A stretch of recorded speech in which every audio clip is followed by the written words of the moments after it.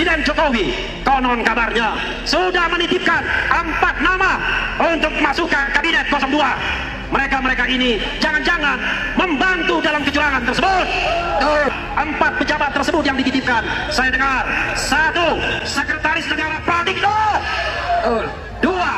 Menteri BUMN Erick Thohir, 3. Menteri Investasi Bahlen, dan keempat, saya sangat sesalkan, Kapolri Jenderal Listio Sigit. Ada apa 4 pejabat ini harus dititipkan untuk kabinet ke depan? Ada apa? Apakah ada makan siang gratis? Ada apa saja? Apakah ada makan siang gratis? Tidak ada. Semuanya sudah didesain.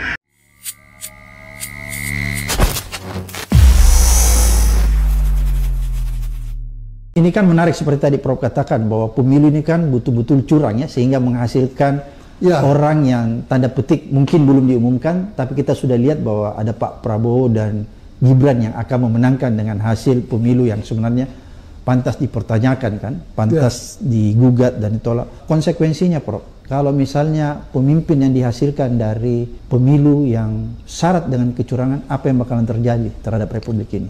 Ya, jadinya nanti pemimpin tidak punya basis moral. Ya, secara politik, etika, tidak punya legitimasi. Kalau saya jadi Pak Prabowo, Pak, saya tidak mau jadi korban dari permainan ini. Kenapa, Prof? Ini kan sudah jelas-jelas dibuka mengenai kecurangan. Ya, masa Anda mau menang dari satu pilpres yang dinyatakan curang, atau yang dianggap curang oleh publik? Anda tidak punya landasan moral untuk memimpin, gitu loh. Pak Prabowo harus jujur pada dirinya sendiri dan jujur kepada rakyat. Beliau harus mengatakan kepada rakyat, saya tidak mau menjadi presiden dari hasil pemilihan yang curang. Saya tidak mau menjadi produk dari pemilihan curang. Ya, apalagi saya baca di beberapa berita, itu Gerindra sendiri dan beberapa partai pengusung 02 kan menyebut adanya kecurangan. Artinya secara moral mereka juga tahu bahwa kecurangan itu tidak bagus. Ya, seharusnya ada keluar pernyataan, ya tahu, menolak kecurangan dan minta supaya kecurangan itu diusut. Kami mau menang secara bersih. Mesti ada yang keluar begitu. Jadi rakyat itu terhibur. Jangan sampai ada kesan, maaf ini, seolah-olah Pak Prabowo menikmati kecurangan ini. Kan kasihan beliau. Beliau itu adalah korban dari kecurangan yang dilakukan oleh Jokowi dan teman-temannya tahun 2019. Itu jelas itu. 2019, kalau 2014 sama saya tanda tanya. Jadi 2019 itu Jokowi menang curang.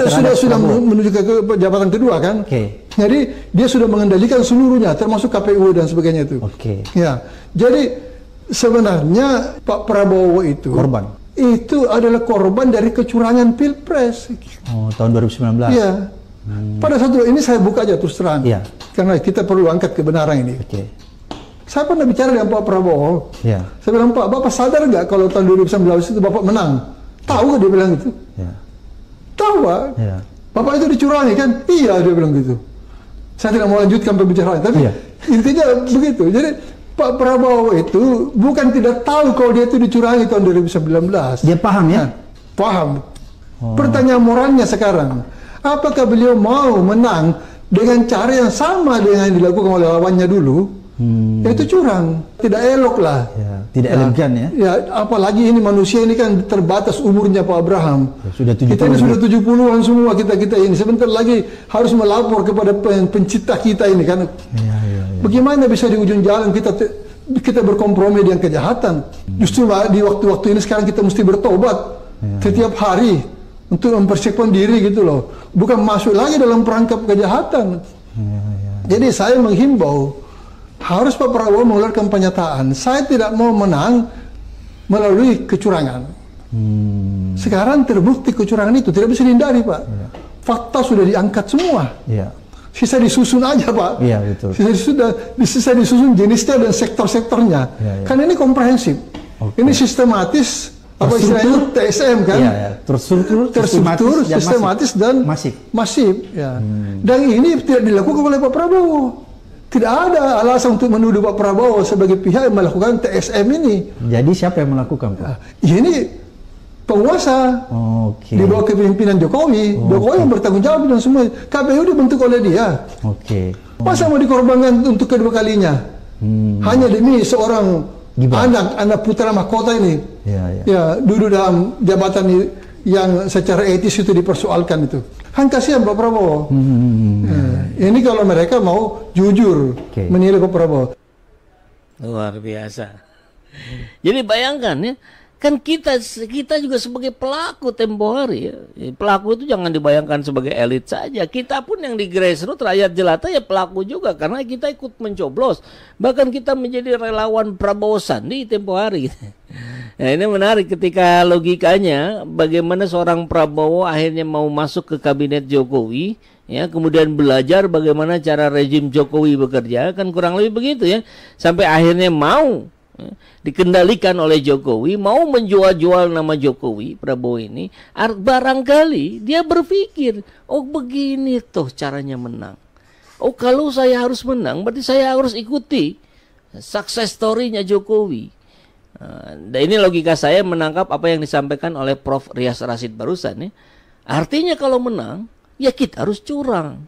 Dan maka terlibatlah Prabowo di situ dalam kecurangannya Jokowi.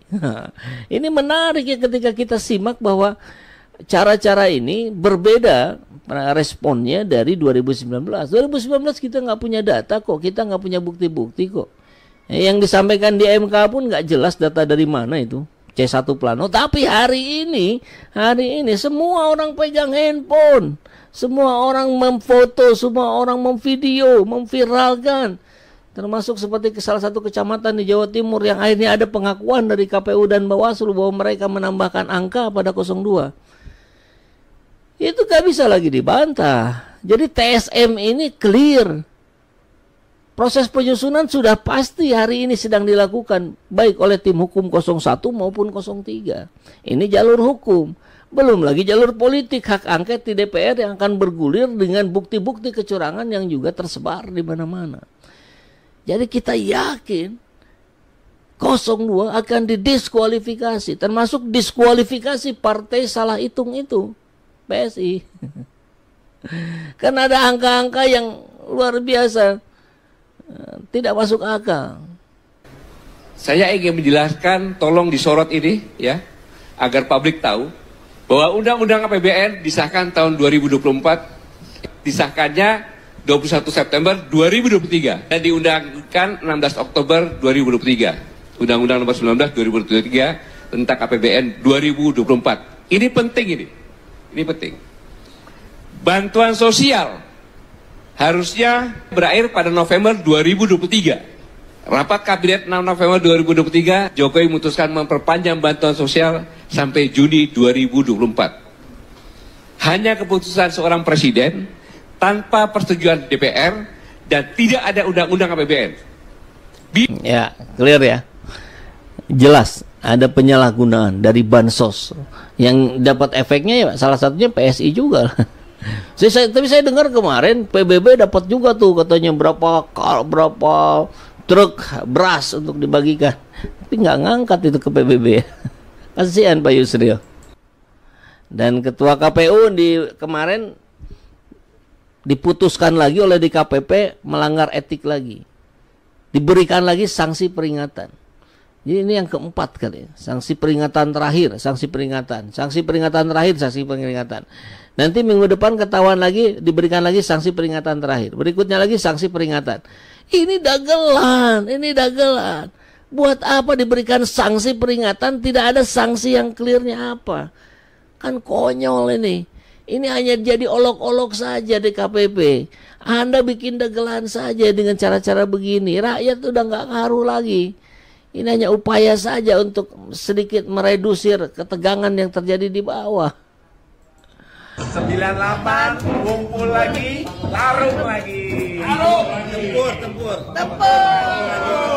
Para petarung aktivis 98. Ya kan? Siap bertarung. Siap libas pengkhianat. Siap libas pengkhianat. 98. Siap bertarung. Lawan Prabowo. Datang lagi, kumpul lagi, tempur lagi. Yo.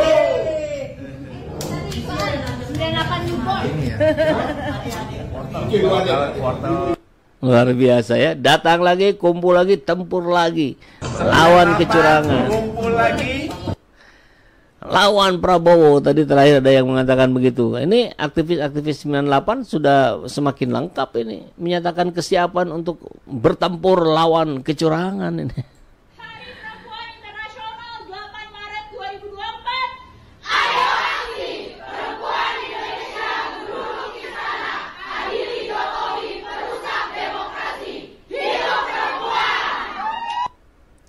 Ini juga tak kalah keren ya, perempuan Indonesia, aktivis reformasi 98, siap melawan kecurangan.